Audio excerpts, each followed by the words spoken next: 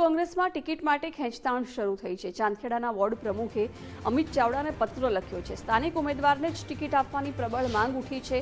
5 વર્ષ કાર્ય કરનારને જ ટિકિટ આપવાની રજૂઆત કરી। ભલામણથી ટિકિટ આપી તો વિપરીત પરિણામ આવશે। કોંગ્રેસે 4માંથી અત્યાર સુધી માત્ર એક જ ઉમેદવાર જાહેર કર્યો છે। વિગતો સાથે સંવાદદાતા રાહુલ ત્રિવેદી જોડાઈ ગયા છે। રાહુલ, હવે કોંગ્રેસમાં ટિકિટ માટે ખેંચતાણ શરૂ થઈ છે। ચાંદખેડામાં અમિત ચાવડાને વોર્ડ પ્રમુખે પત્ર લખ્યો છે।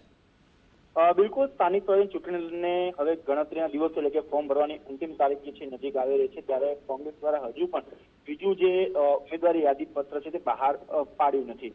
ત્યારે ચાંદખેડા વોર્ડના પ્રમુખ જીતેન્દ્ર સોલંકી છે તેના દ્વારા પ્રદેશ પ્રમુખ અમિત ચાવડાને પત્ર લખવામાં આવ્યો છે। સાથે માંગ કરવામાં આવી છે કે ચાંદખેડા વોર્ડની અંદર જે છેલ્લા 5 વર્ષથી સતત કામ કરતા હોય તેવા ઉમેદવારને ટિકિટ આપવામાં આવે, નહીં કે ખેતરમાં જે કોઈ અન્ય પાર્ટીમાંથી કોંગ્રેસમાં જોડાયા હોય કે સામાજિક આગેવાન કે કોંગ્રેસમાં જોડાયા હોય તેને ટિકિટ ન આપવામાં આવે। જો તેમને ટિકિટ આપવામાં આવશે તો પરિણામ જે છે વિપરીત પણ આવી શકે છે। સાથે સાથે કોઈ નેતાની પણ ભલામણથી ટિકિટ આપવામાં ન આવે તેવી માંગ કરતો એક પત્ર જે છે તે લખવામાં આવ્યો છે।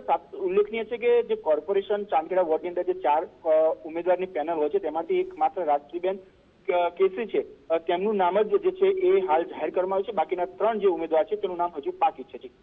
જી રાહુલ, આભાર જાણકારી માટે।